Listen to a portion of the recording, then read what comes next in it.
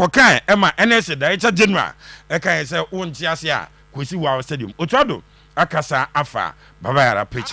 At this very moment, John Pencil is in Kumasi, helping, and he was there last week as well to observe the pitch. To be honest, it is concerning because the way we want to play, we need a good pitch, to be honest. But there at the moment there are internal discussions how we can do better. That there are no discussions about the pitch. We want our players to be happy, to make everything possible to do their best on the pitch, and therefore we have to do a little bit better, I think, or much more better to prepare the pitch as best as possible. And we think as a FA in general and all the people who are involved in the pitch preparation, but also in the maintenance of the pitch, we have to, we are in discussions at the moment even to discuss things, how to prepare things better. And I know it's difficult. It's difficult because of the weather. It's difficult because there are a lot of events happening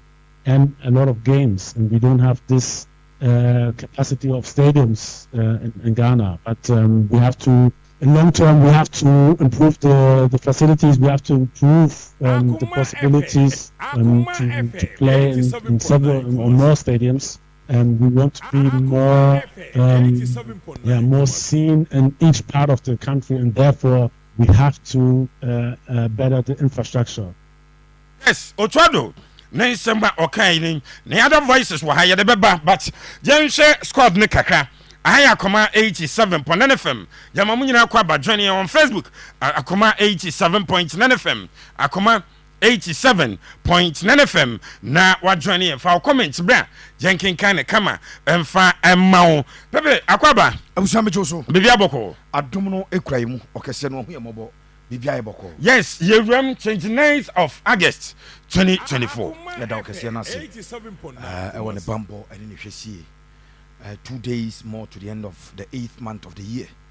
Na chesa afe no uchem bosome no 99 a yetwa emu mienu 9 mienu na se 8 no na aka 9 baako na yetwa e de free ho yenim so nyanko potwedi ampon ebe mayen ahoden ene yokoduro honhom yesere ne se o mana somdue ne ntra yeso omfa yenhye ne nwunu na se so bonefo na hye ne o mabone bia ebetimi ahaye e wo yakwan mu a yesere onyankro potwedi ampon onye emfam firim yesere ne we e wo ne doba Jesus Christ timo amen Yewram yes adum ventures e wo adum reverend oni abusa ne nyina no yetiam reverend woni yabamnim se wutie so ne dededen awade enka ho mafasi mo adwuma pepe earlier what the squad no emma yen jenhwe ni sei players no obi abefrem aye onwanwa se ya frɛ no afi player bi amma aye onwanwa se ya mfrɛ no then Otto akasa efa Frederick Asare ho wakyerem de nti ofrɛ no wakasa de afa pitch no ho yebeba na mebisa bio. Is it the end of the road for the day you say once again once amfrɛ but yɛn hwɛ squad na ɛda hɔ no obi awram enwonwa na nensese nkowram ye leave obi out na yɛsɛ nkɔ ba mu ana medasi there is only one player the absence no etwetwe maso kakra only one and Osman Bukari, but okay I will come there and we'll discuss it. Generally I think we are the expected squad. Okay, of course if coach in me 23-man squad na baako and a 25-man squad na baako pena e bia me madwene mu no ne kwanya Ghana fo nyina na me expect so beba no am just generally meet me expectation no over 95%, and no actually say the me na me expect no eno no enra ene na no pay me squad no. Yes, I was not able to mention goalkeeper Frederick Asare esan say na me nisa confirmation me kai wo de ba earlier and later wo be shemu over my say new boy be on my sport no.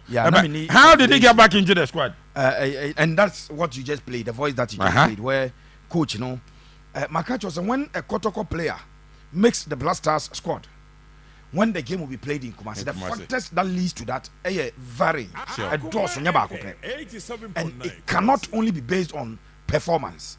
Nipa biya say, oh yeah, dear, ye free be common sense, and you may want to add a lot of common sense to the things you do. Na ama adeɛ na wokɔyɛ no abusua ho ankɔkyerɛ wo wode Blackstars ɛba Kumase. If there's a possibility of inviting a Kotoko player, yes, nobody will turn that option down because it brings a lot of things. Sure. It makes the big family Kotoko no. And my Blaster didn't buy a Kotoko Twitter handle. Twitter, congratulate no. Almost all Kotoko supporters to the extent that if you must once or Moody Kana has no okay and all of that. So you may want to get the fans of Asante Kotoko and I know I one thing. Mijidi say a kahwa ebema coach no afre abranche no enti with the exception of Asare na minya so na minya confirmation no because I was hearing say bia na anya ono a bia be ono a eti enra nadwo MG media general sports platform so here me squad be editor so and goalkeeping side no I listed 2 goalkeepers Atizigi and abranche the Wallacott. Because let me need third choice goalkeeper. I can't just say information that I don't have. Say I did minim chinchi I say I did not have the information as at the time. Na medesa asem to na minim say omo Afra branch and again na me nya confirmation from Kotoko because my can't just say a free player. I had any team no any invitation. But I did not also get confirmation from Kotoko say omo player has been invited to the Blackstars. No amanako. I did not get that name. Okay. But who should defenders are coach Etoza at the front.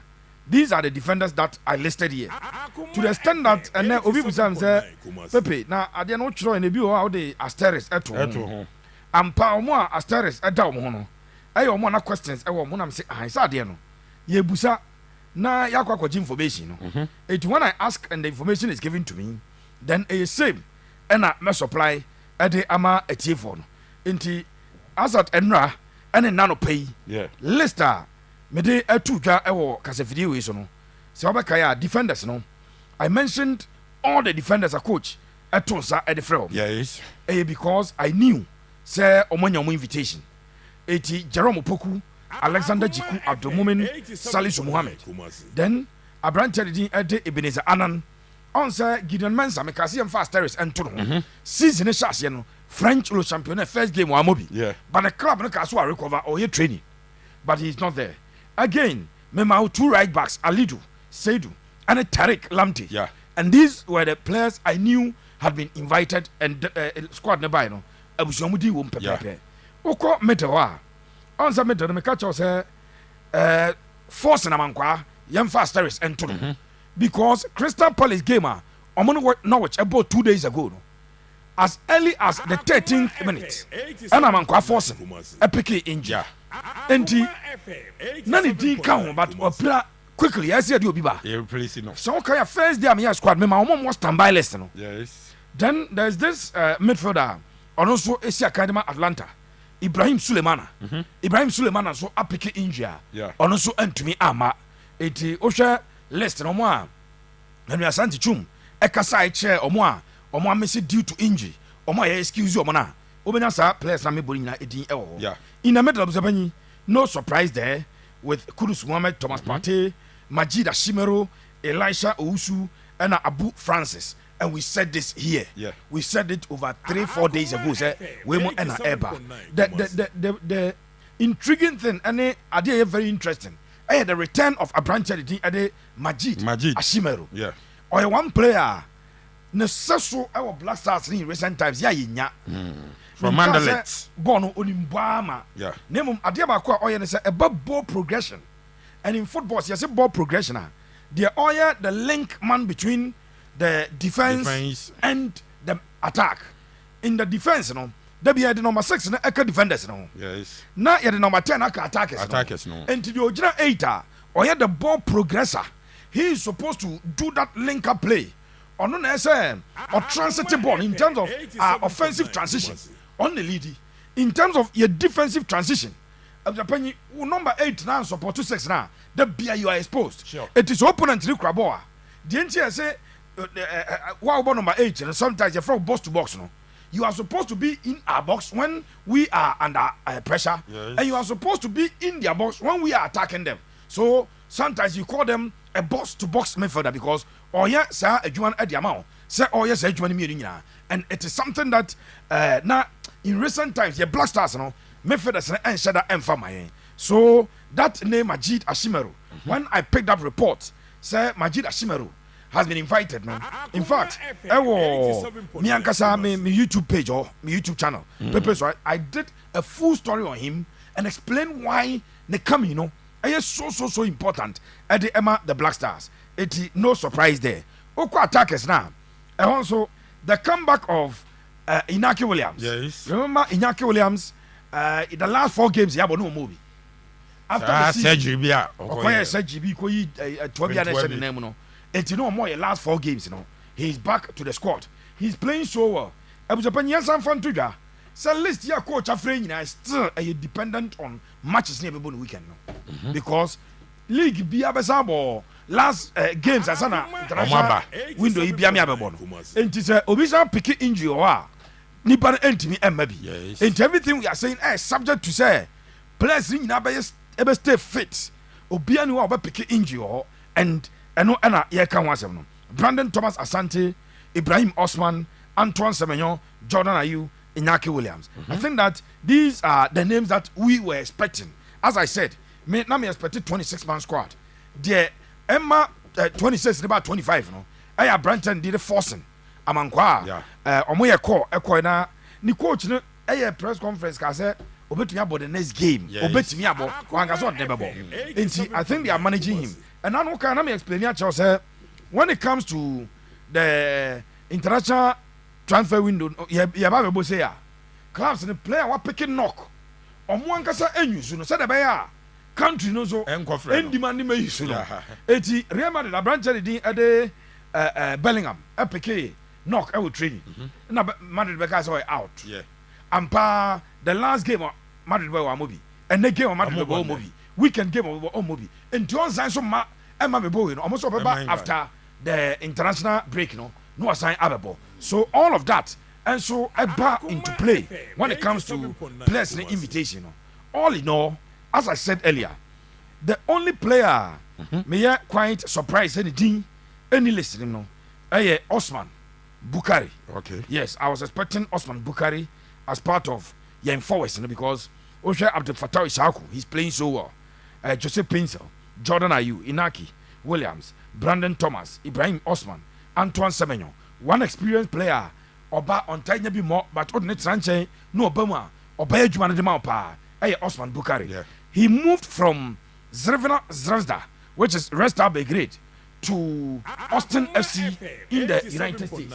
And he moved from Zrevena, Ebe PMU Ewo Austin, I don't know, what do you know, argument because Joseph Penzer also moved from Genk, Aqua PM Ewo MLS, and also a bought in the MLS. So it is not about Abia Baby Obo. I don't know the specific reason. Coach Otto, I'm from Fred Osman Bukari. He's the only absentee. Okay. And Mami Ebusa questions kaka. Other than that, Omo Makanyano, I just will be a own him. And now me catch a coach in the Dientia or call Europe. No, but I couldn't say or say. And your papa said, "Obey list now. I'm at him. Maybe more expensive from." So he wanted to sit down with them. It was visitors our place. Going for it, I'm part of the plans. Okay, sir. Only the day I could see a meeting. The day you didn't going for it. And at that time, I remember I told people, "Sir, Nanya says I had 2 games and the demo view." Coach the catcher said, "Going for it." On that part of the plans. In fact, at that time, not the day of form pa. No, I call ball at the ama a French side. Now our form. Le Havre, yes, French Le Championnat side. Le Havre. No form, scoring and assisting. At that time, I'm friend. And now, or a clubless and go for extended the stay no. And I feel a coach in every so I'm the squad there. From what I knew, from the course I made, from the checks I made, the same thing I had 2 Jawhano. And abegno omo e ka se ebia injury for mo no omo nyina entumi ama force na mankwade no as a result of that injury na on the 13th minute when omo bo Carabao Cup ne club Norwich any Crystal Palace na abrante ni ko pran no enti eno wa mo makari nyina de we expected them. Good news is Tariq Lamptey so no opera. Yes. Omo first league game omo boy no coach na Varan kan. When the coach was interviewed, no say Tariq dey no enye injury a precaution. But the good news is weekend the game no omo boy no. Abza pay no bench.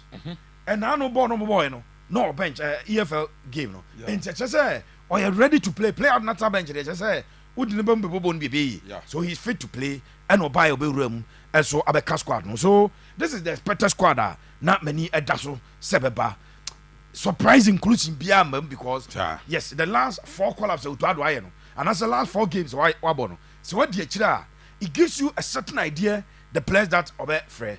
Unfortunately for Ibrahim Sulemana of Atlanta, NGT went to me we may preliminary comment about the squad. Specifics now. We'll go into it, especially Nancy Bia or kind specifically. No, he spoke about the Ayew and me sure say let's obey Hojuma so that you be do Hojuma. But can you say championship draw no so basso about no na you be rem honso kakra but sort of akwaba yeja squad no na edadwa no player be a room over so deserve a young one you live will be out over say you fair to the person and no in terms of injury players are more on the injury list and no na be a justify why I be a player be in him and no the obetimi age na so no aka say some of the names are young who squad in because of injury to omono the end to me enka a lot about it. So when you look at you better that about those who are injured but the names that he mentioned and I'm be say obi wo mu a young one ye je obi outer over say bem. Okay, so not the na me person me can say ka ebia say injury you are available akewo available for selection injury list na ke benya biaka as it stands now.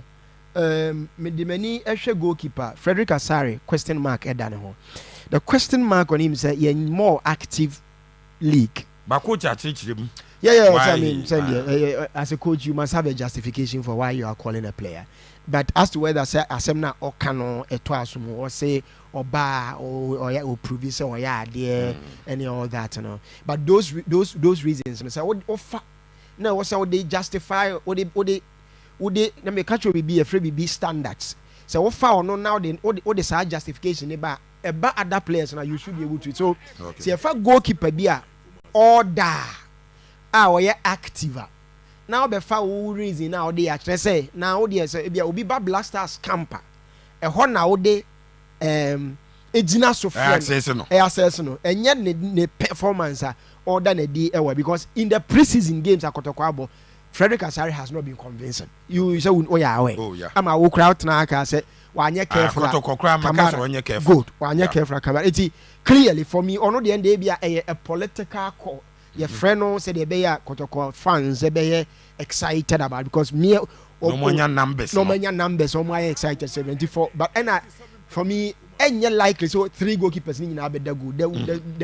The Abro Swan say be a second goalkeeper. Until on the end there. O friend no cry or count no a squad member what na for a particular reason beer naturally say be funny sir but in terms of form and the say player be a kuta form the front the or no the end the sabi so that is Frederick Asare. Tariq Lamptey was similar situation.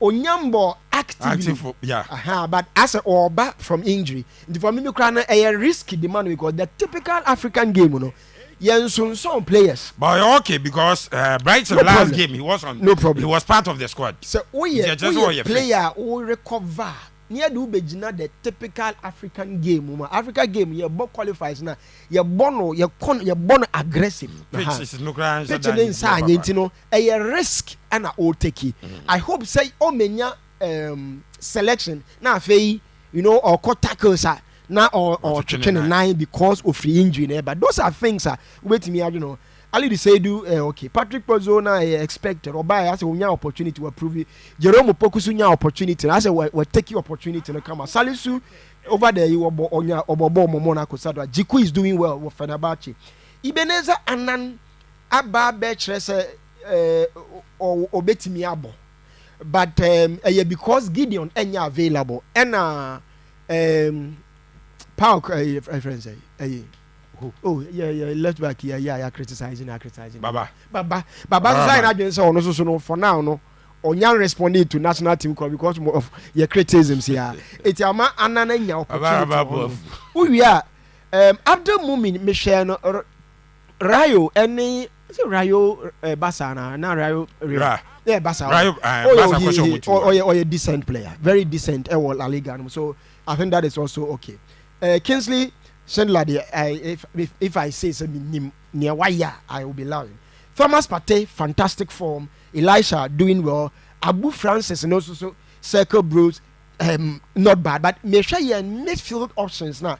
As the injuries kakra ewo honti Salis ni ho inti Abu Francis no benya opportunity and Kudus norma Majid Ashimero na I am excited. So but the qualities of Majid Ashimero are entirely different from all the other midfield. A ball progressor, jib ball say yeah the ball air kwa anymore. Games are not you lose blah or Chris Utinas won him near Oyeno. A man for were telling him bo Majid because on said any will be a progressive ball very well. Until you make sure of so any defensive duties no on ye in tactically in discipline, not DM duties. Now Majid Ashimero Kanaho, na Kudus age now manima fantastic. Again, Joseph Pencil, I'm excited so about back doing very well. Fatah Wishaku so doing very well. Antoine Semenyo also as I said Jordan as a go in the first cup for Leicester City. Inaki hit bar over there never bad. Brandon so very very tricky to deal with. And Ibrahim Osman on the Omudini Cologne, but minim say formally good. But for me, Osman Bukari dear. Say any any reason behind minim why Osman Bukari it's not in the squad. Seraph and so take no Otwadu akasafa pitch here ye nyina ya kan wasem nano NSC Director General Ebeka che so wa wompene no kosi we stadium minim so Obeka the same thing at Otwadu, but on the day Ayew mebisa is it the end of the road for the day Ayew? This is the second consecutive squader papa na ya ni din anka ho yentie de Otwadu eka fa the day Ayew. I don't want to repeat myself. So there was a question about Andre, and I think you said yourself that you were happy that we organize or bring a squad with, and also we look on the actual performance. And like I said the last time, we have to look a little bit further. We have to look into the next AFCON, but also, if God permits, if we might qualify for the World Cup, also for that. So we're looking 1 to 3 years ahead, and we have to build a squad for that. And I don't want to repeat myself, and I said it the last time, the reasons why we choose some maybe younger players or some other players to come into the squad. And we're building up, and I think we did quite well the last time, even though it was very, very tough. And I know the next games are even going to be tougher because everybody expects us to win. It's going to be tough, and we might also get some knockbacks, but this is the way it is in football, and we're looking a little bit longer. We're looking for long-term development, and that's why we decided also last time not to invite Andre. Enti Otwadu echemu a oso mpese obesan repeating asema waka obesan akabio na dede Ayew ochemu a ose build squad or pomo a ombetimi abo for a long time na asema waka ompese nti Seraph is it over for dede Ayew yempe commendation bi emfa no commemorative game bi na ono ankasa and return for anything. Is it over for him? See, yeah, fair say, you be force say a ball game at the retired player. A player must voluntarily resign, and I say voluntarily come out say a year. It will be highly unfair. Sir. Say you be sad, you know. But when the coach has said he is not part of. Yeah, because what you saying, you know, just say on friendly view, and your face say you be jack the decline. Coach Nankasa Sono, on ye onye a permanent yen kan say onsi enye se na adwuma e permanent no aka say be in the next 10 years or no one be it me no ka say football bi dia betumi asi after 2 games we you bet you channel you know umegina coach so that's why I mean players begina coach be omoni coach be relationship e dey call it quit at national team when we say Courtois say so far as the current coach of Belgium onye ready for the national team obi ni coach bi ni player relationship it me my player ni decide say me quit national team me penisa okay on say prior to this is na onya club yenya hu baby all continue but before that I leave half no goals now he was doing very well but last season I am friend me gidi say it's a matter of time ma yem force players time baby my force players into retirement. A very unfair. So be back at you say Tuga. 87.9 Ayew what say on can do FM achepa. It retire. I cry ma onya adwuma. A very unfair. Very unfair. Enti enunti na mempe say ye obey sade but e bia wa na feel say oh Charlie you have given all. And for now to move on a year pa. Enti my forcing because ma waka no person obesa be repeat bi no players cry omo ya young omo betimi aboate wo build a new team e chese team no on friend builder oya yan captain and enye fe say ye be se captain munyam ne ye gya ne kwan and I still would and then have say okay says ye be se munyam say so say ye Otto and ye coach ye fa ne say Otto so and watch say ohia no and remember the day is aging enya dia na age no e wo form abaka say bia next coach be ba ye on the number nan say ye captains mo we ya next amode Blackstars captains no e mo bia wonye o ko say Blackstars captains ni entity o mu yi ana I don't know how Newman ended this way. But you recall Asamoah Gyan. Apart from Stephen Appiah and I make me I can say this John Mensah. Almost end it looks like it was a natural fade out. Meaning someone who said Appiah fade out. Obia anye flim where you can Obia no o make it that clamor for that. Obia no make it that clamor for that. But as a way mu the end it's like yeah. Oh time now so one film. Highly unfair on the player. Highly unfair on the player. Let's leave it. If Ofilisa Onye at a point in time they didn't feel say it is time.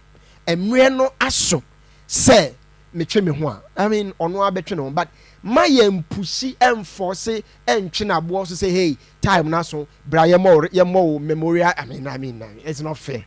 And you're fair. The entire fair say young players are Cristiano Ronaldo da Susia Kama Portugal. Also I say handed them. Ronaldo is 39. Opening. It's a say and all they compare, then you would say that it is not fair for us to be doing this to a player. You see, in recent time did they call us, especially national last AFCON now. Or contribute to goals via a concede and wow brow bear more by and I mean people still a man for that so a lot of misgivings about him as a man for yes sure be about him and all that and I face our club football na onye consistent as a my kakra my befie kakra me per club ne sa de ni nyina emboa if the day active na the day betumi deliver for Ghana me metena ha me ka say more Otto and return your money memory no I mean it is not fair see a base out on the player yenjai naturally if at a point in time or shana so own your opportunity that's what no jidi say emrena so but he's a legend of this country leading under 20 kwaji the only trophy I am winning. Beteki national team J captaincy boy actual commitment dedication even though under him yantumi make any significant ibia on global competitions are call but a significance or at least you qualify for World Cup you qualify for AFCON he deserves our respect. Jense Otto esa kasa o se the doors are opened player bia wo ya ade so far as wo ye Ghana ni no Nipnum entry.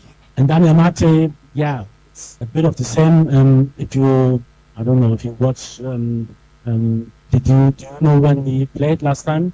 Maybe to one of the questions. I mean, like, if you're actually asking this kind of question in particular, you should know when he played for his club last time. To be honest, I don't like the terms you're using because the last time I said I would never close a door, never, on any player. And I said it and I'll say it again. The door is always open. It comes with performance, and if I'm convinced, I can bring a player back. For me, it's no problem. But at the moment, this is the status, and I would never kick out a player. Like I said, I try always to be respectful with the players, and even those who are not being called, I called them myself to talk about it and tell them the reason why. So the word, the term kick out, I don't think we should use it. But like I said, this is the actual status. We are in contact with all the players, and the door is never closed, never. Because if the performance is outrageous, surely we want the best players to play for Ghana. Yes, and Otto was it before. Best player below coaches in India, Trassi, no more dinkomo, or Moshe, na conclude the entire wo NSC and Sunday Afroaba, Amwaba, ABC, Akanibi. Utrado, and the press conference, Nase, and somewhere. Or the Etrujan Ebino na Henry Asantichum Ekasafa players or more a year injured and into coach and me and Frobon. Some of them couldn't make the squad because of various injuries. The first one is Salis Abdul Samad, who has a muscle injury. Patrick Pfeiffer, also a muscle injury. Gideon Mensah has a muscle tear. Ernest Nana has an inflammation, so he couldn't make the squad. Kamauddin Sulemana, ankle injury, and then Ibrahim Sulemana, twisted ankle, so he couldn't also make the squad. Ladies and gentlemen, let's not forget that Joseph Addo, who got injured somewhere last year before the Africa Cup of Nations, is now on his way back to full recovery. He's involved in team training at Celta Vigo, but he's not much fit because of that. The technical staff decided to leave him out of this squad. Also, Daniel Koficho, who's been injured for quite a long time, is also now on his way back to full fitness, for which reason he was left out of the squad. So that's my way of updates on injuries and reasons why these key players were left out. Hey, and Henry Asantichum, Kasama for the Magana Football Association, HHMU, players are injuries in T. Coach Entimi Amfre Omona Haya Koma 87.9 FM Akoma Sports and you go to the Bene my system kaka the Blackstars squad no and start here na Blackstars program ne say net here almost more full squad Monday na afi omo make a trip to Kumasi on Tuesday almost be training ewo Accra na omo training wa Accra na opened to the media omba Kumasi on Tuesday opened to the media. Nafi Omato saying and also Henry edited. Let me mention that officially we expect the players to start arriving this weekend. They've got matches on Saturday and Sunday. Those who play on Saturday will arrive on Sunday. Those who play on Sunday will arrive on Monday. Hopefully we shall have a full house Monday evening. The team will travel to Kumasi on Tuesday, September 3rd.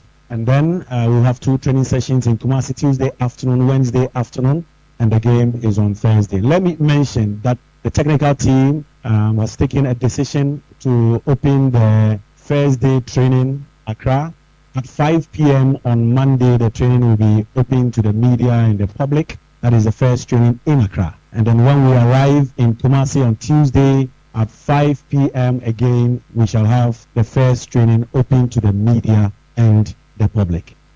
Way any Blackstars program said Henry HHMU or more every training on Monday or Accra abroad my arrival or my arrival or say a open to the media or mobile Kumasi Tuesday on be training open to the public na afi game no baso Thursday to be a way no or more program Pepe earlier na me bisa is it over for the day Ayew? It's relevant in Wabo. My voice no. What's him was one per se. Asema what can be repeat now or per players on bet me abo ache kakra o build a new team na they said the West Yakas on kind of plans no one person will be repeated bio some bomber me mesrawa because ade ankofo interest pa na I'm say once and for all yes you be can last one because calls am nya messages o me phone so enzu bu sama about the dasam no say eben wa obetima abo man ya eka mayinti for the last time. Okay, say na Otuado echemu efa did Ayew one friend. I don't want to repeat myself. So there was a question about Andre. I think you said yourself that you are happy that we organize or bring us well with, and also we look at the actual performance. And like I said the last time, we have to look a little bit further. We have to look into the next AFCON, but also, if God permits, if we might qualify for the World Cup, also for that. So we're looking 1, 2, 3 years ahead, and we have to build a squad for that. And I don't want to repeat myself, and I said it the last time, the reasons why we choose some maybe younger players or some other players to come into the squad. And we're building up, and I think we did quite well the last time, even though it was very, very tough. And I know the next games are even going to be tougher because everybody expects us to win. It's going to be tough, and we might also get some knockbacks, but this is the way it is in football, and we're looking a little bit longer. We're looking for long-term development, and that's why we decided also last time not to invite Andre.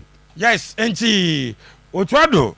Ninche a or the amane pepe you said them kind na yes me that say na me bisa is it the end of the road for him? I don't know. We all can decipher from coach Yase. He say he's building a team all looking forward for the next 2-3 years after the World Cup. But Sarah say Otuado nya permanent coach bet you ba say and na na kura Ghana eja na kwan no so analysis based on say Otuado wo ho yi maybe besides that question, I was going to ask you. Analysis here now present on Otuado, the Blackstars coach. So Otuado is what Blackstars Ejuma. No, be back. Ghana you first Steve Cooper. And now Steve Cooper, a coach. Unya fan so my Blackstars Ejuma first play obefeni did that. Almost time of the day war England. Team be Steve Cooper be kubia. The first player was sign here did that. Yes. And he may want to bring him. But our discussion now. And the question you are asking is present on what we know. We cannot sit here and you run to future. And I can say, next year, Pam Utuna, we have banner. It's based on the Otuado Akai. And a discussion, Otuado said that call, the day you fear of France. Yes. And then it's not a ding come on. As I'm not clear, but I don't know why people still keep asking the question. Also, I say, I don't want to repeat myself. Yes. He went to the day. And according to Otto, one of the main reasons he did that, you want to say, he wanted to give our captain the utmost respect that he will not just announce on press conference. I say he wanted to engage him and tell him, according to coach, or say they disagreed with him, but it is his decision. And yes, if say. Only the that come the that chance. Central the that you and retire from international football. Yes. Player bia coach no bekasa. Now be giatum na based on the fact say wo age ni nyoma bi ni adeti no person be fra no. Wo be kaso retire from international football. The that you has not officially resigned and also retired from international football. Okay. He is still available for selection. But the minim the unim the Otuado ne ko transfer ko kai. And the Otuado abeka obadwam actually say did you enya part of the immediate plans or the future plans? Mame miss out this question. Me kwa ban wa yi manu amame. Yen mo game bin fam retire. Did you in free Blackstars no me say coach ni say onye part of the plans. Yen man say respect no. Yen nya na kwan na yen komra na. Mame na me homra sisi a. You are not going to retire a player by force. You can't do that. But or your captain, not an ordinary player. And now coach the person is on can the plans. So don't mean send any munyam. Send munyam send player no will call for it. Now cause I bought retirement game. Eddie Amadida, you know I'm done I was about retirement game one now. It was a pay you day. And the day you will have to call for it and minimum discussions of course with dinner. asem we maka no all of that obia o follow me channel on power YouTube yeah videos about 10-20 videos on the Ayew and how the nation can honor him and panyimfo say go omokache coach go to him discuss with him find out his plans say immediately why not just say waka cha say umfreni biem but so a person retired there then we can invite him now a huge ceremony at the man when the Blackstars are playing a competitive home game. I know maybe as a player but a ceremony will be held in his honor near yes Juan at the man yeah then near the also say we retire from international football we retire but I was won't be for because on that then one or then night but the same thing it's my main casaway I am yasabeka but hesabeka a bra coach I try to explain ya Andre say I'm looking ahead into the next 2-3 years. I feel that in the next 2-3 years may Blaster squad unya part of it. Young fan Andre is 33 getting to 34, right? Yeah. And I don't think at the age of 36, 37 you'll be part of my team.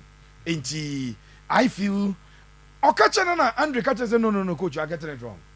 I am fit. The day is 34 now. 34. Yeah. I am fit and coach look at 2-3 years. We are talking about 36, 37. And Andre, a response to my coach when coach proposed to him say, and as a coach, the man who said, I am looking at building a Blackstars for the next 2-3 years. Our next AFCON and our next World Cup. And until the Mania may build a squad. Until in Kebeya, Andre catch and say, coach, I disagree with you respectfully. I am ready to play today, tomorrow, and the next day. If you are building for the next 3 years, I can be part of it. If you are building for the next 5 years, I can be part of it. But coach also disagree with him that no, Masha Modemo in recent times. Last AFCON ye koye, my monitor, Masha Nyoma P. And Tiabe Dane, your mama said, obey part of me team. It was the penny, sir, young more game in Munyam there. He would have to call for it. Ayew Ahame. In recent times, Blackstars captains. Unim Sebesine, Asamoah Jan retired properly because at the time I call AFCON 2019, right? 19 there. And Yaje captain, Edema Andre Ayew. The Ayew, yeah. And Samoah Jan report to my His Excellency Nana Akufo-Addo. And your friend coach Kwesiapia. And a coach Kwesiapia, yeah, Samoah Jan, general captain. And the Ayew, yeah, team captain. You best know Samoah Jan, general captain in Britain. And that's what Bonano didn't know.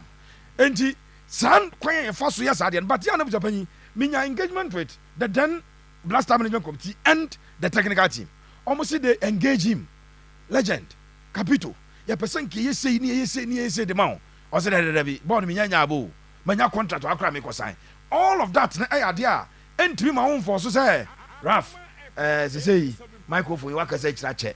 It ye pese ye mic go di microphone man na di kwesi fie. Na ye ja waka say mo. E ba we ni dey say there. Ya retire. Nka just around chase kai wa. O retire na. You voice na ya o dey on na dey ho no say da bi obeti yakasa. E na akasa wa retire. Bebe, Enti I know the difficulty but I think that we ought not to create something huge out of this. As Andre, me see the only person who say obeti me aboa ma dey o smooth. Player no Andre Ayew. Da Andre Ayew be for phone afre President Ketokreku. Da be for coach. Da be for obi say my ready and willing say to retire from Enti, international football. I want a game to honor me and all of that. Why not? The Ayew Adia Wayama Ghana. Remember he won the first under 20 gold for Africa, not just Ghana, for Africa. No be anyi bida. There's nobody on person be sending munyam, but untimi so be munyam when nipa kono and calling for send munyam se no. Untimi fa sending munyam. Mame nkomra me wo other Blasters issues e wo ha. Still ye be hwe. Otwado akasa afa pitch no ho. Senso ana kwan omofa so every place wakasa afa ho. Ye be ba so then I also ask young captains no. Ye teach you omuye. E come say ye nansen ye captains no move free team no mu a. Ya na akoya asem. Ye ba. Ye other club issues e wo ha baka ye say Champions League draw no e ba so. Ye be ba abedi ho nkomo. Ima formerly of Silver e wo ha ye na ebedi enkomo sana producer choma me was formerly of enti meba ye bedi nkomo ne wa ba obesra ye ye basisia. Travel for Job and Estate Agency. Travel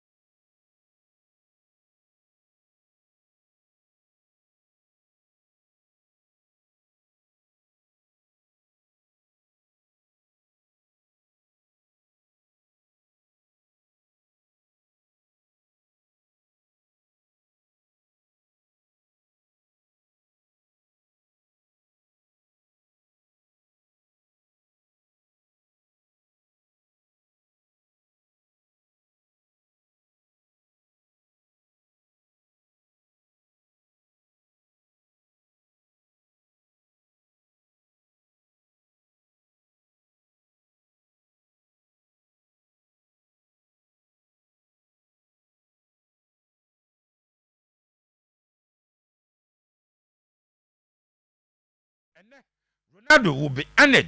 You know, say, oh, the top scorer war Champions League. They say format no, as 38 clubs. Emunchemu any adeni afi draw no. Yednina ebeba. Ancelotti, I say, on to me come was some kissing because a feina or more try, but on bet try. Inti program no, Asha say speeches are horror, by your bedroom more, nothing yet to draw no seminar at money. So we are live on Akuma 87.9 FM. Joining our Facebook at Akuma 87.9 FM. Ima Akwaba. Producer, so your former workout. Minimum for you, man. I have one pool. I don't work out fast about bro. Akwaba, summer boko. Yamiado Moyam de da you, Davy. As a person more for Senate or retire. Not much by no way. I do want to be a boko. Before you ever back, Mamin Tio, not Scott number 2. The day you once again is out. Let me be say, is that the end of the road? For him on retire and now be man did you issue no if I'm meeting yes I wish I pay me that I'm in here Akuma FM a T for any phone the issue about the you exclusion and I said is absent from the team no one air from the coach in the preference that is Otto and before these games and I said before this set of games I baby boy Odi kind ever communicate here during the press conference I brought that was the second call up. No? Yeah. Obichie say he feels he can no longer, and I say he wants him out of the team for now and pen the plans ne send you see be dini jumedi no. And Onwa Obichie say it was difficult. Did you and Jantu? The issue about Yen retain and I say the end of the road no Obichie I feel say it's an issue of the will. Okay. You can never force a player into retirement. Nipa or a huge say and I say or a big influence when it comes to retiring a player. The medicals and I say medical team, whether doctor, physio, specialist, and then Abian family. Okay. Because you similar incidents there. Abra Samuel Jan or me say penalty buhaha up and down near Addo. A drew maybe no on one share ne nneɛma any advice and ebusua de man no oba out ebe kan say opese wo jai national team to work akra na echi osabe so the issue of the Ayew then the one he should be willing I was say ono ne will no de ba out be chim say baby I drew no I feel say also me boots no ego and this year so de obuja penny retirement akoso papa and they are na Michelle list Tony Cruz, Mula, Noya, so me onu cry the onu say or to wheelchair mun or bench kwan come Tony Cruz yes or more the football Debbie on say ye cry inti lo in retirement list me doors bebre intika the day you be kan ho enye bad but from a point of view mimi hu ni say he also tried to make amends edu maybe no any team your friend be rem. Yeah. Then in the next few windows and in the next few weeks, Seraph, no enya Nottingham Forest deal. And only be try mu na no enya Le Havre deal. Yes. Telling you say or you're competitive or boy in the top league, he's still active. And one of the things at times untimi emfa overshaw untimi ignore player and he say or you're active. Yes. Or boy active league, French league, a cut top league in home. Nottingham Forest no cut top league in home. Now as of now Seraph Bebuami or you attached to the club? No, the day is unattached. Sisi ane de, na say onye active. It is a coach no spell it out the key performance index one onye active. Inti ohun yen bia so obe frɛ no because on what basis no be gina so dia frɛ no minutes saying our ball under what system under what role profile the fitness level to say ni nyina no KPIs no be yi na sin nti obi so apanyi I feel say the day you the end we should give him the needed respect. He's still our captain officially. And Bibian Sisai says Siana Thomas Partey only one only a captain. But Onyan retire any day. We can still drink from his wells. Say you invite Campono, not coach man who quite so beat me about around that fine.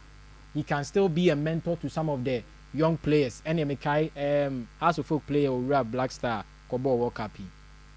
Striker. Winger kum striker.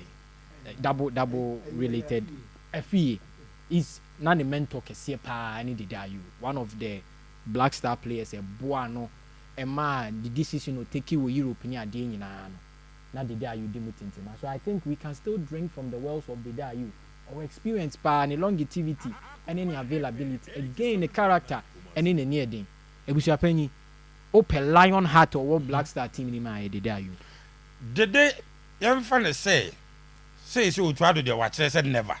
Young fan say we try to any one. Say if another coach is appointed, then BB agents will beat your mad the Ayew as a Blackstars no view. The only thing left is experience. Experience maybe. Say experience at difficult levels and at various levels.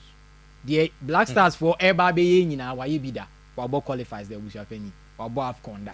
Abo AFCON final, Wabo World Cup, you know Semiensa.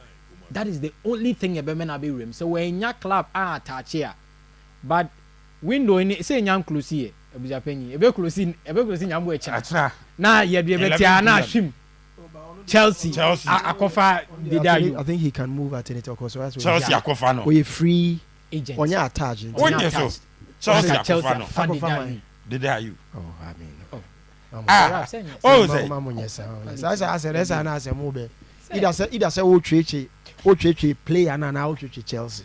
No, because it's not possible. I don't know. What was that Chelsea? What was that Chelsea assigned 30 something? Age makes it impossible. Matthias here possible. They are here possible. Manchester United. Why? Did Ayew? Yes, someone. You are not being fair to our captain. He is still the captain of the Blackstars. The age disqualifies him. Then I'm person make catch me make be no be now. See age in quad. Okay, any obeko Italy. We say Italy. And Uncle Saudi obi. I don't Saudi for now. And yes, if you have not realized the trend of signings of Saudi Arabian class, assessment from maybe retirement to now they go for players at their prime. Osimhen me no ka say Ahila Saudi for official side be a reporter say we agree deal with Ahila. Osimhen is in his mid 20s.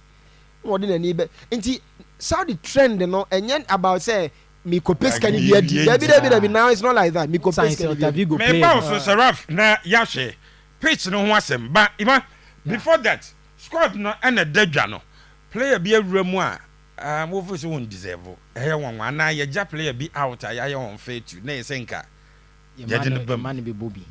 First of all, player be awura I have my doubts about him and how are you profiling, and I would need help on this one. Seraph Kingsley Schindler, and he said he didn't Kingsley Schindler. yeah Onye right back. say wo And Onye left back so. Into the profiling near wrong. Or your winger, or your right-sided winger, and a right-sided midfielder. okay But our qualities, or you're quick in the recovery, yeah. And a few instances you are trying. I think said the last time you call Angola, you call ball 1-1. Osman Bukari share, now or boss our game maybe. Oh no, Onye defender. or friend right can defenders no but one specify so bia or your right back and answer left back. But the defenders no. The Otimi ball add Wabobi than a right back, but Onye right back. So there is no need say any baby. Ain't if he decides say Wabobi the person you should know wow is anything wrong with that? Said the no said Wabobi da. And if the coach decides say Waboda and the person side the ball is anything wrong with that? There's something wrong because fine, one and in natural position. 2, profiling here wrong. Or no on the club side you're mono right back or left back. And again, as are limited to a smaller scope. It is a place be bar or more Ghana Boching in a yenya ubia just yakofa. Michael Essien are more right back or Blackstars. The Baoka is a Chelsea at a point. No Morino bonus right back. Yes. Into your baby to me, see, but you have say club side there, Obishapen. Usheni be training, Ubehen be 5 times a week. Ube Hunyama be brave when you move. Wa Crabia or pilot here, dear by national team need or follow more. Or follow more matches or more training near the Blackstars coach training now. He's listening last week German origin. Maybe I say Seraph. Is it? I don't go now. What or not dear. I don't feel say, and I said I think say they call up into the defensive setup. But only problems or cash squad no. Many problems or cash squad. Obobida. Okay. And again, it looks like say Otto is working with a small. But he was used as a right back though. A game now boy. Angola send him. He was used as a right. On your right back. It was our friend as right back. I don't see anything wrong. Seraph viewer how they show the profile. No, people tie profile. Part profile there. So players. What's no. Or a lot of attributes that makes him play a free Kusi anymore on the right side of the pitch. Midfield.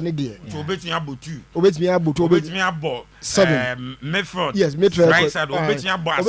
As a wing back. Yes. As a right back. As a winger. As a winger. Into a 100 day. We're perfecting the trade. But the other one looking convincing for me as at the right back. Exactly. Well, looking very convincing. Square pegs or convincing coach. Was our friend. There be no Chris Utino. Nay, Otto at never be assured who say, said the more the network. But yes, at the right back, a honor transfer market, mano, ne, a honor, the main house and it na home day, or quite anymore. I hope you get on the right side of the pitch. If that is the case, I still that they don't know the boy no. They know the other boy any day one convincing me. Again, the defensive setup. Said an American. Otto is working with a small group. See a share collapse for Uganda, Nigeria friendlies, and Mali in Central Africa. It looks like 80% of squad here damn anymore. I say,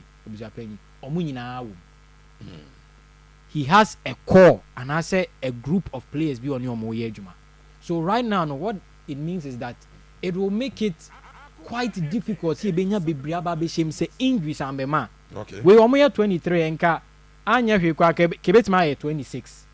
Then normally I'm 25. I'm 25. Yeah. But Oma specify me banamiti Henry Eka English bebre ni ade. Senkasa English ni niwa. Me did this sanko for no bebre be baby rem. I think for me, Otto call up with I am 80% satisfied. Okay. As a result of the last 4 games nice wa pass you. Yes, the last 4 games no collapse no yeah. Overhead there is never 100% collapse be anyone at the tour when he beji who say we dear yenyan finchem from England to Brazil, Germany, Bibia and Germany line up our background squad about I think say Matisse Rudiger crank count. Obusha Penny you bear with me say at least Rudiger there 1 year she cry Euros no ball kakra and even he is still amongst the defensive he's a starter for Real Madrid. So enso so onka Germany national team Ghana na Ghana out to Real Madrid bench cry Obusha Penny senko we ka Blackstars by started. That is just on another day. But I think Otto has a group of players he wants to work with. And again, over here in midfield, I think said this time around, profile here, the balance is okay. Look at Mohamed Kudus, attacking midfielder, outmost and number 10. Abu Francis, ball playing number 6, progressor, carries the ball very well. On your number 6, no gigra channel. Utimi bobo ni bi oboa phase 1 ni phase 2. Phase 1 no a build up, phase 2 a progression. Oboa ni mienu pa. Then you look at Thomas Partey, attacking midfielder in a Blackstars setup because Blackstars se Partey ba se Ralph. Me who say Partey born number 6 my ewo Blackstars. Ebia ni maiden collapse ni bi en obe deputize and I say obe audition wo honum. Elisha Owusu number 6, very good. Okay. Majid Ashimeru, number 8. I'm so happy. See enya Majid Ashimeru amena beka ho because na previous collapse no nka ho. But a profile I am missing a lot in the Blackstars number 8. And we should pay me be Blackstar na. Yes, strength near midfield. Okay. So this call up, I'm so excited. But currently squad no, your strength a forward line. But defender be a branch be a naka defense and you're no right back Ghana have be yeah right back be just yokophobia or boss 7 ball near the able to even I was over FM and Ayew wabesa and later maybe sir I will be fair to our captains. Did you over Kaya Asamoah I will be fair to them.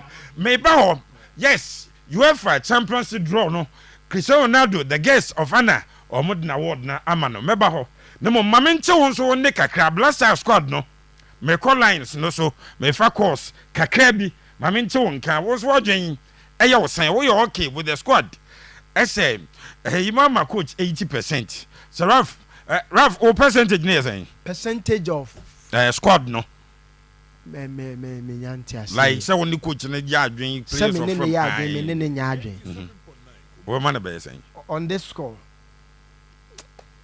Nothing comes to my mind. I think basically it's about you'd say about 90%. 90%. Pepe, yes, just a player. And Pepe, it means coach na passes 03224 98035 0243 114497. Baby, I would see every piano. Mamento can be so about the Blackstars squad. Oh, problem boom. Player B, everyone else and go room ya Joe Bia. Over the Yanya Fate to Mamento can. Hello, good afternoon. Hello, good afternoon. What's all din baby August free? I found a buyer and can say a some kaku. Squad in a dead jano or comment. Oh, so squad already. The boy, the match is 2 matches and more GDS Blackstars. Hey, Baba, thank you very much. 03224. Mr. Mo, mon check the other line on MMA 03224 98035 0243 114497. Hello, good evening. Good evening, last time. Yes, sir. The patcho me jan o nya tu gam ka se. Maybe any power mama ye me tia me nya jipa ide dey you. One man dey ye papa oh yeah last time. Because you share the last 2 matches about mama na ko afon ko di boy. Which is utumi ka ko wa bramu mo yo nya no. O sa be consider for the team I am pesa ache. E do free mu no. E wa dey so yen tare ye. That's it, but that's it. 03224 98035 0243 114497. Hello, good evening. Hello. So we didn't be our free. Eventually. You can free. Adena, ya na mo so no me bi so sa. Asa de nya betra to boss. Nyama ben yes so so. Ya mo so so ni say asa mo ja e ja Blackstars. Shakwaya ya gene fako.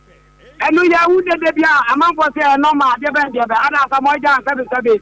Oye kumati. Opanyi 03224 98035 0243114497. Hello, good evening.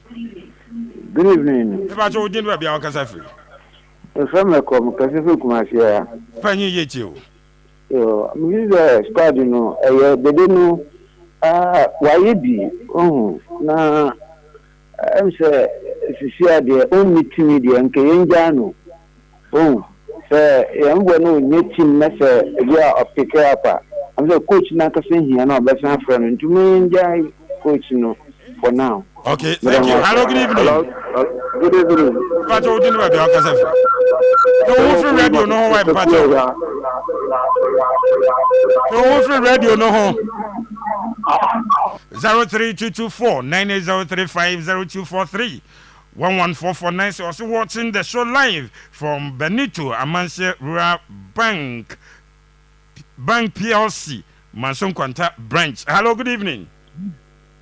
Hi, good evening. Pacho Dino Baby Okasafri. Ebacho Ben, appear you Kokobe. Penny Yetu. Ebacho, the only thing me bese me who package the muana, ni dinka one. Then the D Eka I'm alright to the team. Otherwise, means you be thank you very much. Hello, good evening. Good evening. Ebacho Dino Baby Okasafri. Ebacho Femi Tana Africa Muana. Tommy, squad in the Dawono. Baby, na on Wikipedia on track and Homena young boys who met Ghana. But I say, hello, good evening. Pacho Dino Baby Okasafri. Feminine Aprem and Casafri for Francho. Nana, what are my YouTube? I shall squad really come up and in the day that we could be on theatre and one in our home and my or the brand new broken heart. Nana, yeah, that's it. Hello. Yes, sir. I'm some phone you'll be out here. What is our phone to say? I'm so bad, you know, but you know, funny, as I said, let's bet for I don't know the family of my Obama, you'll be on the Catholic, you know, who's going to be also. But you are my, as much as my, but some companies are not in the Catholic channel, but the general, the rest is not general, or be a general, but I know about you. What's on the Catholic channel? Hello, good evening. Hello, good evening. Ebacho Dino Baby Okasafri. FM Big Chef. Can you hear you? Catholic Tech Magazine. Okay. The better one is Jumandia Moody, my Ghana man. The Muama Jesus, you get me say, and yet, it's Diana meeting Yasa. With the one, Michia, Pipi Sare. I didn't tell the Ama, the day Ayew no perfect and one flow or that you better retire no one or that young guy no or young team one as happened. The coach know this who said, or mining now to see a football. My moon young one you said, ya play to move Bobo opportunity that and I give you a say a winning. And yes, I feel my form once. Omunyo, now young time who Ghana City and not first night. Yes, I'm from Ghana City not first night. You cop pack a Bobo, he said. Hello, last caller. Good evening. Good evening. Yes, sir. Good evening. But I didn't know. Timo, I think it's Robo. Open you. You must make my dear Mujama Santamani Ganamana. I'm sad now, but no concern. Now, the day on 10 was it. Mother, you need castle. And now, this year, baby, Bora could grow. We are not there at day 34, 35 for no air bubble you move. Ghana has been at 34 years. No coffee say no. It is Abri, the Amfana, on Penny Bed. Now, last time, any person will remove you because on Karani was chilling. I was there, your teacher will do mobile. And the retired, the end no retire. Anyone who got to a job or they are fine. Then will blast out here as well retire because no, Yami, and show young first segment. Asia, I say good evening. Listening to you live from Edum Pampa Sister House. Keep on doing the fantastic work you are doing. Akoma 87.9 FM. Moye Igwe Way Efri Godwin Abushwe. Hey, Abushwe. Obayi Bibia Boko Mo Nyami Insha Adam Muhammad. Yes, Adam. Mahu also the images no Eguo Ede Amaya Din. Way also Okay. Even our almighty Stephen Tornado appear has retired. Who else? We from Simon or Hene Addo and also Eddie Abba. Issues no Addos was say enough of the day Ayew issue. Okay, John, the graft. Yate. Yeba. Pepe. Abusia. Yebedrum Ewo Switzerland akwohwe. Draw no and Asha say AP Bano. Port 1 class no and Egonia for Yaba. But ya can't pitch you want some more baba yara ma na no uru ayi beki kan na dwen kire ye. Otuado akabi ono nso nkosi ni stadium ana. Once again voices in your bobo mti sign issue Otuado specifically what he said when the question was asked. Na afi yenti asema Otuado response or the eba ni just oppose with yenso di nim any pitch na de kobobo no ho ensem no enyinanti yanko na enti de or the two jan. At this very moment, John Pencil is in Kumasi, helping, and he was there last week as well to observe the pitch. To be honest, it is concerning because the way we want to play, we need a good pitch, to be honest. But there at the moment there are internal discussions how we can do better. But there are no discussions about the pitch.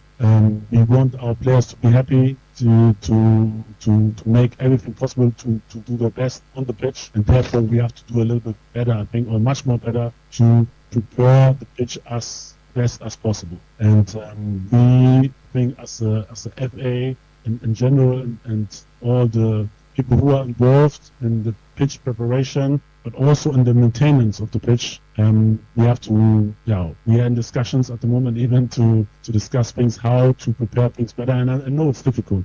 It's difficult because of the weather. It's difficult because there are a lot of events happening and a lot of games, and we don't have this capacity of stadiums in Ghana. But we have to, in long term, we have to improve the facilities. We have to improve the possibilities to play in several or more stadiums. We want to be more seen in each part of the country, and therefore we have to better the infrastructure in general. And this is one of our biggest aim. And with this, I think it will bring more quality on the pitch and the way we want to play, and to bring back, more quality in Ghanaians football. Otuado, the Blackstars head coach. Obi, enim se bia Rafa down for Pano Otuado. Kanano Friday Raf submission or yeah. Kaubeka say oni Otuado na fa Otuado na ka chenzo meka. Otuado on te Ghana. In fact, Otuado on Ghana ni. Udi ya beka so abebo Blackstars on Ghana ni. On ti kuro imu. Otuado say ti Raf ka kire say or a foreign based Blackstars. Knowing very well say your stadium ebetimi abo international games near Baku Penti. Odi ya opa ka kire obi opposite or use start stadium say 3 months to any time a Blackstars ebe use stadium be a Raf asem na me repeat you. Enya available. You can't rent this. Then onipakro pese chinchi obey an event no ono mo be change the calendar because ebisepanye o plan event o venue no aka enioma na o plan no the availability of the venue aka enioma o plan no enti se nipa no the stadium no ba ka cha say ana nipa na ko han ne ho no de aya de ne say eye sabre na obenya na ebema wo shift o calendar de akosabre definitely Otuado asem ni tie Otuado say it is very difficult. It's difficult because of the weather, number one. And no crazy weather in Japan. Grass grow a problematic. Ade we are on say as a one person just a for my idea man. And so to talk a yam more in tia. A Juma no my no fertilizer good from this one as your dry season. A communia, you may have it. Otuado ni how was weather number one. Number two. but papa no stadium no shane nsa no and consider as a factor so try to say one because of weather. Yes. Number 2, a lot of events happening. With the stadium, a lot of events. Yeah. Number 3, a lot of games. I am passing the average number of games as a ball football field. So, Baba Sports Stadium, no, a brush baby. Yeah. Because Baba Sports Stadium, no, SS Bono, Raf said, you're born at the and I want them to be born 8 baby, near Sabo, near Bossa, Baba Sports Stadium, no, and number of games. Or to address them, make a oh, you know, say again that we do not have the capacity of this stadium elsewhere. Yeah. And Tibia Yakasenka, Baba Sports Stadium, no. Odo ani chemu oboasia. Okay, the same 44,000 capacity stadium. Ebia okọ esipon, okọ tamale. I meet the standards. And now the back way, and then more be so my idea was on side grass, you be do actually and get problem. Yes. This is Otto speaking. Oh, you know say and can yem posa Blackstars no. You bought games bi okumase. Na bi akobo bi o ha. Ni akobo bi but ni nyina bi ni ho ni ntino. Se ba akọ pene ye wo no. Ye hwe ni ye. Abuja pan this is Otto speaking. Yes. And these are comments for weeks ni ye tie for no mo frɛ na ka. Ma me for no mo ti dwom a onya opportunity nka say radio so no. Waka bi. Yes. And now no me call software Gaspar baby oton cement. Yes. Me duru ho. Emranche no mo ni na mo se mo kan say ne nti papa na nipa call the stadium no mine. Omo bra omo so nkane a wonim say utwa mo baba ra na omo so light dey ye adwuma o park so. Say 24 hours di. Wo say dey na wi abra ho aye no. Obia. Adanti na say wo yes ade no. Abuja pani. No say eche for mo journey wa koma 87.9 FM on Facebook. We had there. Baba ra sponsor dem page na enie. Page no enie. Papa na kai o say 200%. We na pepe obucha na junti. Obucha daytime say the emra. E da wo. Yes. They will get the pitch in a condition that will play. So what you to say the da bia your boss no enye o but bi ni onti ye bonus ah. O say and affect you mo play. So mo no mo ntimi mo. Yeah. And now your kobo Mali game no by in Raf. Otto when they came to the stadium, I say, me call no, I say, page no more so Mali. Now Mali for him say to advantage, no advantage because your boys need a comfortable playing on pitch. You better that's no. Yes. A bomb team bomb game. Why? Jordan you mobile kroma. Yes. Pate mobile kroma. You starting 11 on airborne. Obienu obobo no kroma. And they need better pitches to be able to express themselves very well. I was upon a same way asama. Ya kasa oka. Obi adwese otan me se kroma de nte ye nkoso no nipa na oka asam na efa adwuma oye won on can take cognizance of the fact that abranche senya stadium ya atutu ya ye say ya nko be ka me ho asam na nko ka me ho asam agede. That's the first question say obuza ho senya baba sport stadium ye de ma sorry for no mo de ka ne nam so ni esisi tent wo so ni embo stage wo so say ni na enko be ka stadium no ho asam ana. It is the first question I say we must get to a level minim skani bi pa kroma Raf. Na no car be num oni fie on ma no bi atumi to na yiritimi ba ono ne car ba ko pa bi de. Nobody including the beloved wife. I say my wife will not drive this car. No, it's not possible. Because mo break it down car we are. Make kono me bani nyina mo stop me. And we must be able to look into the faces of people ready to pay money to us and tell them, say, Sikana, good morning, Kiabeje. Name somebody you see a park and over pitch and also dia. And ya Adabraka. Keep your mind. In fact, not just the pitch. I was about to make cut tatan trust Nasama. There be a mechanic with passion. Mekai, maybe a Braya Krubas and Asata trust. And the ma, but Juma. I don't much say Ralph a plastic chair the 944 and no see so and no year all night and a junior in a dear chin who paid up with say no to a DNB and on the same Tatan tracks no yes I'm paying for now Uniman was some time a Bible anything Ralph Kaiser near prepare for African games and our Commonwealth games our athletes had to go to Togo to go and train. Yeah. So Ghana for athletes, Ghana you need tartan tracks in T. Yeah, the athletes Equatorial Togo, so I'm going training. Togo, tartan tracks. So this is the lowest as a country we can sink. And Tibabaya there. And now no car for side or mass I must say. On my club Babaya running a crowd for second round of the CAF club competition. Yeah. Now Babaya running the bet me about group stages. I can't be more group stages. But about group stages we are about me about quarter finals and to be more semi-finals and final. We are penina war and as we am sure says asemono. Yakadiacha Ghana for. And I think that we are at a level where say any kana offense tower. Blaster coach no say pitch no. The attender than imbono. A problem at the moment. A affected bono person mo bono. Ya best sell penny for no. Say so we baso be just you nipa kono nya stance rim no yisu. No bet na park no so dia unim dia ya grass poster be sin there. Yentimi famo bibia bio. Sasem no so bank bi na abeje ayi professor Chumasi ayi Rafa Damfo. O say a bank bi na so mo be yo mo dinner ayi end of year party. And am say bank ban na so the customers nyina mo sika nyina nyina kwa ba bia. Where the bank say oye ayi end of year party ama ono ne workers. And ayi across poster number. Stadium na 540,000. Say na ye omo buku di ama Stone Boy. And no na Stone Boy who's a boy asama boys ndi moto no ba ya akwa bi moto na si gas so on white tie no kwa rum na owie no twa na to no e free ho Accra Sports Stadium no entimi host to proper international competitions bi we cannot continue to do this to ourselves when we know say baba yara ne pena say FIFA ne CAF ajatum si etimi bo FIFA qualifies and the CAF qualifies ye besro enye sika bia na ye money is good.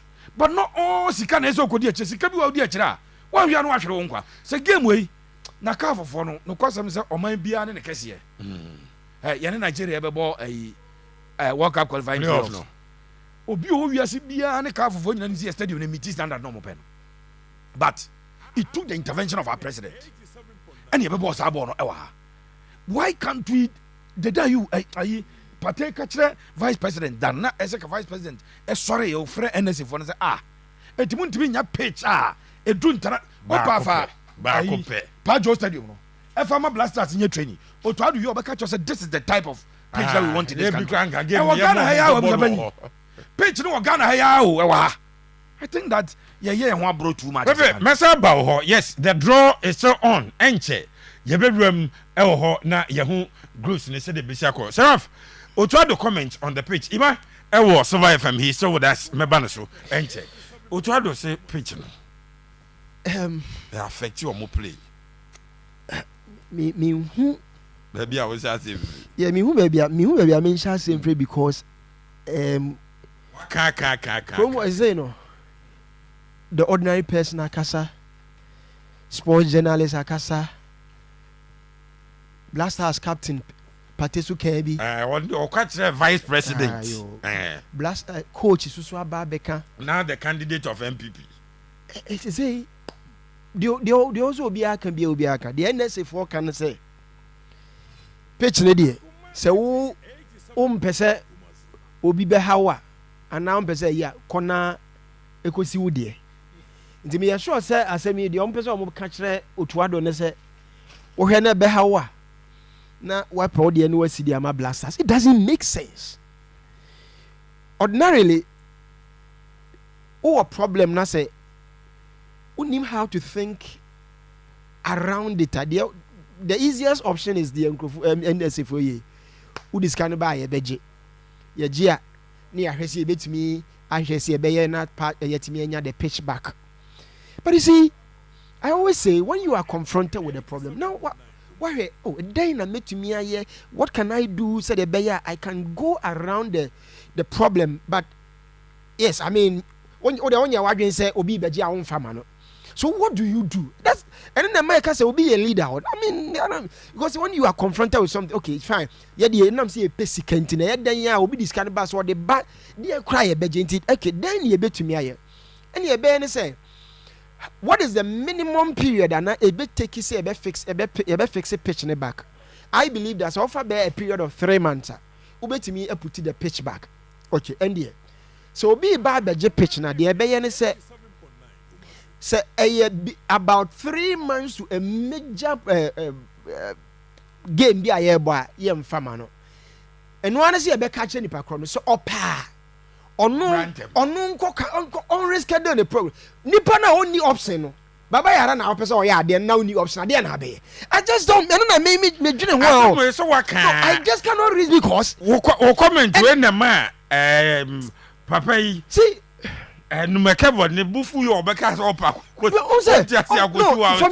we say Obi, you are not thinking around or you are not thinking it's because see ebia osro say ya anjia nipa no o meye scan so mu odu because minim say deeper for scan o je na mu odu pa enti so that's the point so the point is this: if you are to look at it, okay, so baba ya na obey ne dia and there 3 months to untimi go beyond that. Only option, only stadium ni bi the be ya ne say ne ye be push ni aba ne aye ntem. Only option or option and come. I mean that's so a day na say we rocket science. I say yeah, engineering calculation be a what say we answer and what me this simple thing. Here we are. I feel calf am I a strong weathered warning. You try picture ni twa bi anajo. Ni e gina ayi angle bi. Ni e twa angle bi a. Said ye be yi ni e twa na angle bi said ye be kama. O be bre na ombre. Na ayi ye create what they were doing? Omo the light no. Omo they were providing artificial sunshine. Almost so trying to no say I say who person we bibia boy provide ya ne Nigeria no mo spray pitch no so na water for mo be so that so no mo the white sauce na dan green omo use na water tanks na e call no water tanks we sure some from so no mo use fan na kese ni bi na awia so omo use o be bre na ombre o be bre because ade na wo ye no you could do the simple thing when we set him run say now communicate clearly say yeah, the only approved page at Baba Yara Stadium. Therefore, enya dion, wadi we enya dion. And na say bia soro musro say, ni ye ne sa na say obi disike ba na no amfa me. Say you don't even know that there is apart from you cry, omba wi adwuma omba be ka chen, obehwe na sky ye de eye preach. Abedo so aten dia sorry for ndem aye me sure. O de he. No, me sure. O de asem we maka me say enye facts, enye prophecy. But you mark it on the wall. O de he. Penin bia o krom ha o na just obe take insult. Obe take bashing. Obe take criticism. But still at the chrono obe koso aye no o benefit. Krom asa na de to kona ya kan obi asem kana still the oya no oya. Ida say odo no either see because the thing is you have been criticized incessantly but still now because of authority there be no authority because of some benefit ebia ojaya no emma eno na me pesa me assure mo say you ubetimi I am run still people will come for the park. Me only alternative.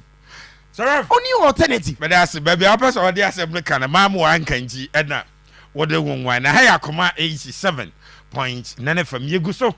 Enche ni ram was Switzerland near Kohe the Champions League draw no finally saying na esi ete omuguso dende. Ima we comment on the pitch and I feel Trado comment I want make about the pitch. Obeka Ebra party enya chance is the president or the candidate for MPP or the two nanim say obesre no say nka pitch ne die kinye say the be no mo ba o mbetia but vice president anya ho hwe as a candidate na no the manifesto and sports side no kan pitches near mo mbeye ne ade kakra ya akai ana nanos ye dia kwama ha ya ye koka ya numekebo se oye NS director general nti the wo mtiase no kwesi stadium na kwabo wade o to ado say affect your play yeah it's long overdue and ohwe how our world ewiase afenye nyina football AC sisa ye was semi astro ye was hybrid yɛwɔ natural obiara dane ne nsa no till now 2024 Ghana ni a standard pitch and a standard turf a wobɛtumi aka sɛ yɛbɛtumi wodwo ho a 2024 wɔnyɛ sɛ na deɛ saa ɛboro adwene nti asɛ so a abusapanya a wohwɛ nansi ɛwɔ hɔ a na old video bi aba 2008 kɔtɔkɔne has 96 kɔtɔ wotumi ho pitch no na papa koraa kyɛn deɛ yɛbɔ no nansi no so you ask yourself say what at all is happening nsɛm bi say no abusapanya abre biara no I put it at the doorstep of the ministry say Ralph because yɛte kurom ha ɛne ayɛ all Africa Games Accra 2023 overall cost I think say it came 200 million if I'm to be corrected. So $200 million ministry ni LOC and I would have say minister no sports ministry no prudent biya say would yem pony bi kakra bi emfa nye baako standard. Ebusuapanyi ye di $200 million ye need standard pitch. What is the wisdom in this? And I'm out for the wisdom nature said the right application of knowledge. Yes. What is the right application of knowledge in spending over $200 million whilst you have about 6 national stadia a beyond standard? What is the wisdom in it? It is at the doorstep of the ministry. Yenim krano yatiti say $4 million in accreditation.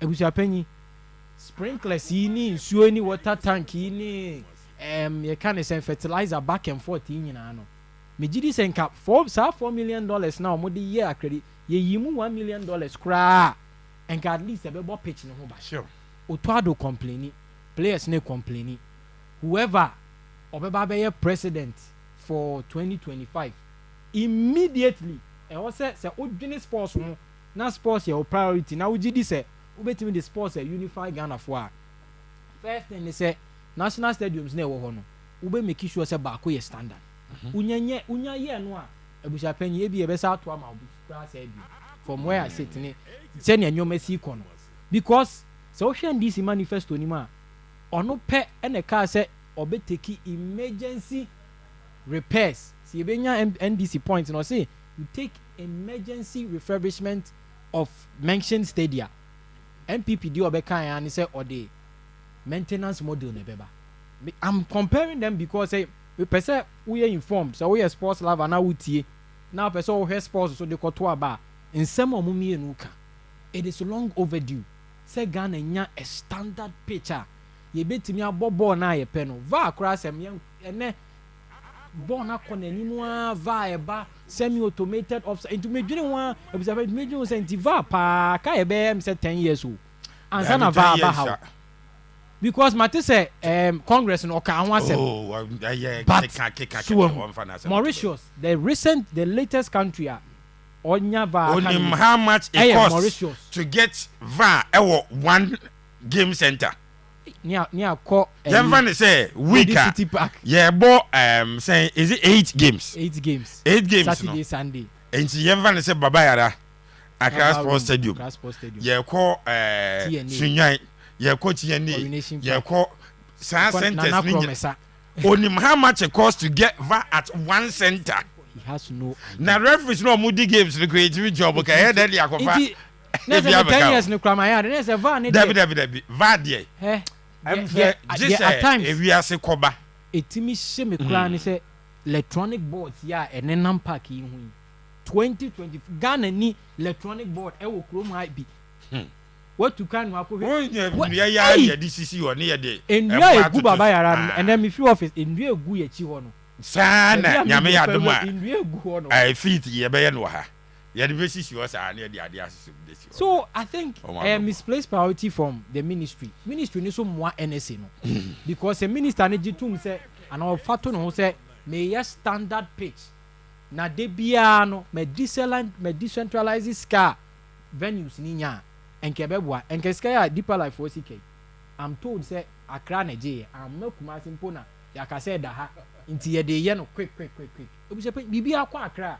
Ghana ni Nigeria ske bibia kwa Accra ka baba yara nko eyi ni ho asi ho e no mu decentralize say NSA stadium wa osika bia benya bia keep never sure ho a say Raf enka baba yara ye the richest enka ye be a set yɛnhwɛ kwan a yɛbɛfa so akɔ yɛnim still woyɛ live on akoma 87.9 FM na lastly Otuado say the doors are opened to players ball no omunim bo wɔse ɔnto ne door mu ɔmpam player bia mfiri national blasters no once a wɔyɛ adeɛ deɛ ɔbɛfrɛ wo yɛbɛhwɛ but yɛwɔ other club issues ɛwɔ ha ansa ne yɛwuram ɛwɔ Switzerland Pepe abusia enough of but Otuado say the doors are opened no cresa amanfo nya chance wɔso wɔmpam obia ba so wɔpam dede wo ana wɔmpam sɛ saa kasa no deɛ sɛneɛ nka 23 players nda biaa yɛbɛfrɛ wo biaa kɔtɔkɔ how many players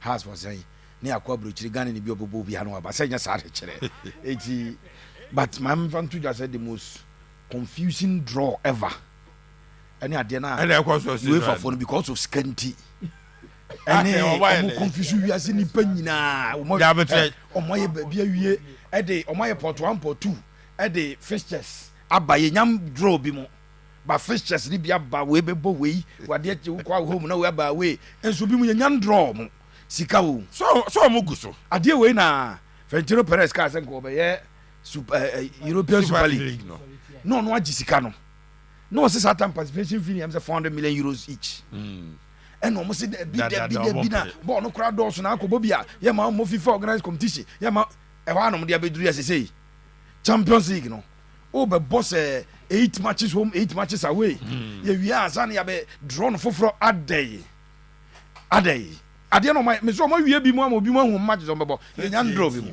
but let's come back to Otuado asɛm no you see I have a principle and I've been saying this since 2014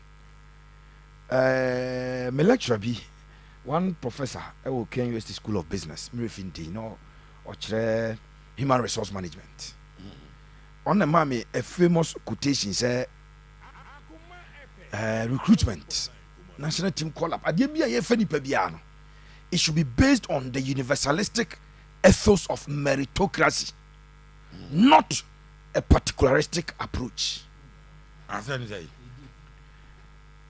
nti mame nhyɛ aseɛ wɔ the last one particularistic approach ne sɛ meyɛ headmaster na computer de nkwaraa bɛto me school na madamfo bi a me nso ne kɔ kuma sɛ ha wie yɛ ba computer na afa na ama hɔ because I am particular with that person na me nim ɔmo aka no manti ma yi ɔmo di afiri ma fa me nkɔfo abɛhyem na saa nkɔfo no ho akyerɛ ɔmo kwa when you sue the universalistic ethos of meritocracy you are not doing the thing based on merit. The general principle are different players call all national teams in the world. The universalistic ethos of meritocracy. Universal because say you might have there Spain. No be there South Africa. No be there England. You are going to compare say okay, footballers. And I want to be fair to Sankofono. Back about 20 games. As a striker, wama 6 goals, but obo Premier League. Bakubo South African League, wabo 18 games, wama 25 goals. One year mfano. You do that analysis, and sana all their fair players and their national team. Okay. Now, Otuado say already so ma players opportunity. Mamen fan 2000 the current Blackstars here is here. Player ubenye mo urano. Obaye more than enough and sana waka catch the eye of the coach because the coach is building a team. Okay. China mo boa me ewo Facebook room ho na ya adwuma ketewa bi we sisi e. Abusia ye dey can establish say German coaches extremely loyal. Okay, I see akasa asem no. Yeah. Say German coach say onim abrantie bi na ono wa ye adwuma da na deliver results e ma no. Dey obetimi aye. Na also some adwene about you no and ten see what German coaches are here obeja nipa ko no o form ko be encourage you say bo enti mo mama the last 2 collapse are Otuado aye na mo mfa we enka ubo nsem payin say Blackstars next game is November no. You can sit here the reason tell no me squad na dem out no easy to do the squad because coach on sesa nyoma bebrebe wo yeah and to a player o mebo obi dama na ade ade wo beba no and so we adwuma pa ma menkyerɛ on sa Kingsley Schindler aba call up him. Yes. Onye new. Kingsley abebo 2 games. Ghana call. Was it Comoros? Comoros say no. Kingsley Schindler started as a number 2. Eti coach na casting the net. Actually say okay, or per fullbacks ni bi Eddie Abano. Wan go new player onya moye. Me catch o program na my was Blackstars ebe Bakuma se da be. Ombeba nyame adoma Tuesday. Omo assemble wa Accra Monday, Tuesday no baba. Monday no omo anim say omo nya full complement no on Sunday ni Monday no players dey be training no so. Enti full training ebe Tuesday, Wednesday, Thursday ya bobo. But then a coach na fro bi onim na daze bre bi. And sa fixtures we na ye board sa 6 games na ye board AFCON 2025 qualifiers sa na ni na ate. Ye board September, October, November. FIFA international dates ni ye use. Players rebe bobo na wie e wo mo club side e bi bebo Saturday, Sunday. And tu benya mo pa na bi se benya Monday. Uni omo Monday na choose date na say obebo o match no Friday a obetuma train e bia mienu miensa. Enti the coach is not going to change a lot. South squad here that's Blackstars international friendlies here boy no. Ofre Lawrence Atiziki, Joseph Walcott and ofre Freddy Kasari na David Akologu. Akologu goalkeeper at the ma Bolivia. Eti wa ama. E was about 3 goalkeepers. Yes. And no money from money. Now me pacho mama me the ball 2 World Cup qualifiers no. And see the me person what for be here. Okay. She 3 goalkeepers. Yeah, for journey ya wa koma 87.9 on Facebook. Na be squad na Pepe can pictures na and Central African Republic 3 goalkeepers. Yes. And that's one. Lawrence Atizigi, Joseph Walcott, Freddy Kasari. Omo the reason is coach no go Fred new goalkeeper ba o ma bi da. Or the 2 days o see be training ba ko Accra Monday. Ni be Tuesday, Wednesday. Tuesday game na ye Thursday, Wednesday kwa wuntime nye full training wa munya gidigidi bia and to the better than your new player be room and I'm telling you say yes coach is on closing the doors but technically I just saw you something extraordinary bia we a Ghanaian player no wa PM wo UEFA Champions League na ana Europa Conference now boko so bi and I say master performance and yes you need time to assess players based on fixtures na eda enim no. And Abuzapanya was September, October, November, you 3 months. I bought 6 games. I have AFCON 2025 qualifiers in Navy. Yeah, bought qualifiers in Navy within 3 months. Yao. A better than a coach. What was a player? Unusuneda. She defenders. Defenders, we squad here by. Now, me mao omo Central African Republic ne Mali no. Gideon Mensah, Ebenezer Anan, Jerome Opoku, Abdel Mumin. Alexander Jiku, Alidu Seidu, Tariq Lamte. We defenders are from for some match. Yes.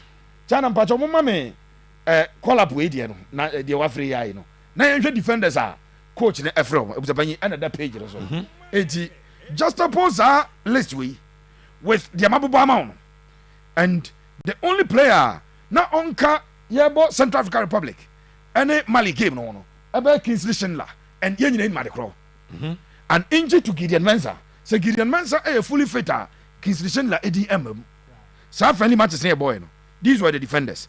Alidu Seidu, Tariq Lamte, Gideon Mensah, Patrick Pozo, Amate, which Okaisa Amate Ama, Alexander Jiku, Mohamed Salisu, and your money. Into the last 3 collabs of Coach Ryan, there's a certain consistency in the squad. Yes. And yes, the doors are not closed. But technically, they're closed. They're closed. Until you ubeye bibia who say play with the oye there a penty so be room and cram you know and then the me yapa forcing injury or pick your carabao no forcing coach na friend 1-2 I'm a coach na I am very much interested in the style of play.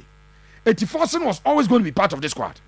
Abu Francis eba no be friendly match bako yen Nigeria and Cranes of Uganda there no Abu Francis free one coach him say okay we have first starters in the middle but me free be I know Abu Francis I know Force Namankwa and those are the players that he will call Shatakis and Esmiama Fatau Isaku Ibrahim Osman Jordan Ayew Antoine Semenyo remember Iñaki Williams not on your part of South squad at that time na wakwa SG wakoyi South African nation name to maybe etiwama and ya friend abishim Brandon Thomas Asante enya call up first time ever sa squad near the boat 2 World Cup qualifiers Yes. wa maintain enti we Ghanaian player na be squad we ma man kan say as atenra na me ntimi confirm say on be frɛ Frederick Kasari but ade ba kwa okay a obi a otie bia me ka say coach ne empe a new goalkeeper oba training rudiments no mo regime no mo yen unim time kura amfa hwo afen wo be kyerɛw Frederick Kasari din be wura Blackstars mu no I am telling you on authority say the coach requested say but where is the guy that we sent to the World Cup Danlad he knows what we do eti coach no brain him eti at that time no senya so onya Frederick Kasari dey call say 2 friendly matches na I'm telling you say na a competitive match na nka Danlad number friend because seriously who call blaster training many local players be dey go say boss dey you training bebre just na what dey chew and you mo yan ho different enti okwa you need to even adapt to the training sessions so there you see a training crano you must adapt to it e bia normal club side no Ghana dey say nchemo no doso but ho ye chem ne de we mo gina we pasema we no mo tumrika bi equipment nyoma service bi o mo use na o use bi o tim da wan hwe na Jordan muduro no makoyi emre bi twa video bi China me say o Jordan duro no wayi no ahye na we na local player bi do no o gina ho no ha de sa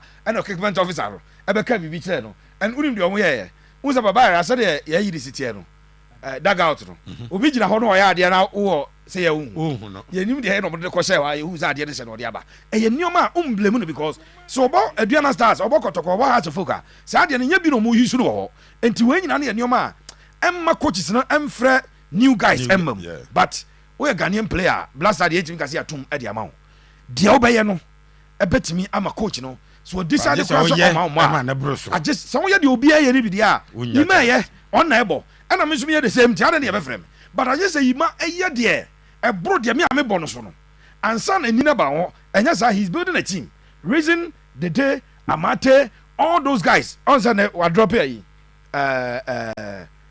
gradually he free baba Idrisu and defender Otto Dennis Otto one reason say omo Amate nim omo age no any nyoma bi nti no afa ne say let me move on ma me come ni me build the team ye pese ye AFCON ye pese ye World Cup ye ntimi say rely on we move him now the team is moving on beyond the observation ma me na me home rest is here hey akoma 87.9 FM yegu so Blaster squad no other issues sans the championship draw no egu so a ekos ye de ho nchemu ebeba ye ba sisia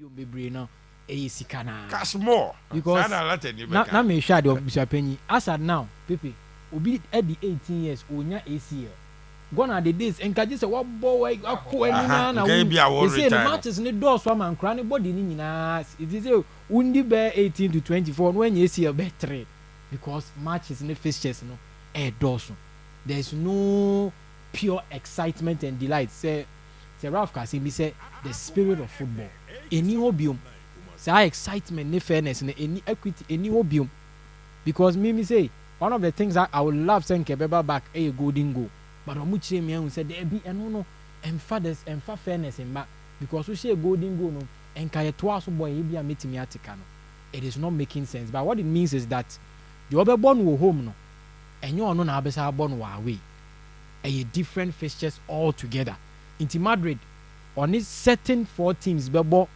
e wo fie on some different teams bebo and at the same pot so only a mutu and a bebo yeah so only Liverpool and I think say only Dortmund is then only Liverpool and I think so only Dortmund from on one pot in the best abo omunye ni nyina ya beba ho ya wa club issues so kakra e wo ha si wura ho edini na ba say na tie Asante Kotoko ese amanfo adwa kakra ebi nso ani agiye ni nyina o say 22-year-old Igwe no I love very Igwe he o mo dia ma no obisa pen sa Igwe to pack Igwe 22 dey Fernando anu anama tonto obisa mza alata ni dey na ya Fernando and na me ka say ye ne nickname but e ka ne din no Osaka sapa o se ne ball ni Vinicius o so no o ball ni ball to Vinicius mo and Mbappe combined inti sa play o kan je otiji Kotoko o be ball so be jiram na go said why we o be fa from Nigeria ko Nigeria why was the players are normally mo kan je o sisi nya na numo players omo ba omo kire yen o sisi nya na Kotoko o be ball omo kire yen omo se omo no na Vinicius na what's Mbappe na Ghana league na obebo na Ballon d'Or level so na edingra se ho edingra edingra no so se hwan edingra de na se hwa bia Ayew Rashidi Yakini bia right basa ya betreo but it's excited not what was in that class be brave pen but Kotoko history enti no ye na dwen se Kotoko no ba be bo me na like me come asem na ja ono ne nsem na o hwe oh but Fernando many age the aura around Kotoko and all of a sudden this romantic attachment to foreign players say Kotoko no omo hwe player bia na ye outside the jurisdiction yeah say so far my hair almost players are I think my share almost about 3 of them because Takwa game no na me to park no so be me who almost performance obi anu ha wonya ade and that one we can say okay yeah obi almost from a quality no guy no to no Yakub yes the almost striker ebia na ohwe no oye a bit unconventional to say the way I be o expect it but it looks like or some attributes be no na kwesi apia identify no enti bia o expect no say bia your the way you or knowledge about the typical traditional there be where it looks like so onya chance na but onya your typical be a ball playing striker there be na on him how to read already spaces how a striker be position ho but on yet your typical I be our expected wide dream said a striker and see so far almost starting again it's all been cameo I say but say or getting into the groove or some attributed money Fernando wisdom nensema odi tuja ebra Asante Kotoko esan ni wieye omo menka ne se omo onveli na na se omo ede pa ne hontoma na ne interview or the kotoko no uditi. It was a hard decision because I had many clubs contacting me to like sign for them, but I made the decision to come to Santi Kotoko because of the club history and the coach in particular has really been speaking to me about what he wants to do with the team and the everything. So I'm glad to be here. I like making my decisions to know the coach wants you to be here, and the project also he explained everything to me. So it was easy for me because as long as you're working with a coach that wants you to be here, you'll be okay to give your best. Yeah, for me, I'm also a personal demands are not really what I want. I really believe in team progress. For me, it would be nice my first season with the Santi Kotoko win the league, and I do well by scoring goals and making things happen in the club. Supporters expect much more from me because I'm a player who have the speed. I know how to score goals. I know how to make the fans happy. So that's what they should expect. I'm telling you, yeah, for me, I'm also a personal demands are not really what I want. I really believe in team progress. For me, it would be nice my first season with the Santi Kotoko win the league, and I do well by scoring goals and making things happen in the club. Supporters expect much more from me because I'm a player who have the speed. I know how to score goals. I know how to make the fans happy. So that's what they should expect. Yes, also about Boama Kotoko at the league. No, a player when him said he see goals or speed, and when him said he see my fans and need not just a branch way, dear Kotoko Ronaldo. No. Yeah, for the first time, men doubt it. See, men person may was the last season. Kotoko my reason to criticize. Near mom we last season. This season, and we saw it coming. You saw it coming. This season, Kotoko, am I a reason not to criticize? Yes. So what did they make sure you are? So every sign in Bia Kotoko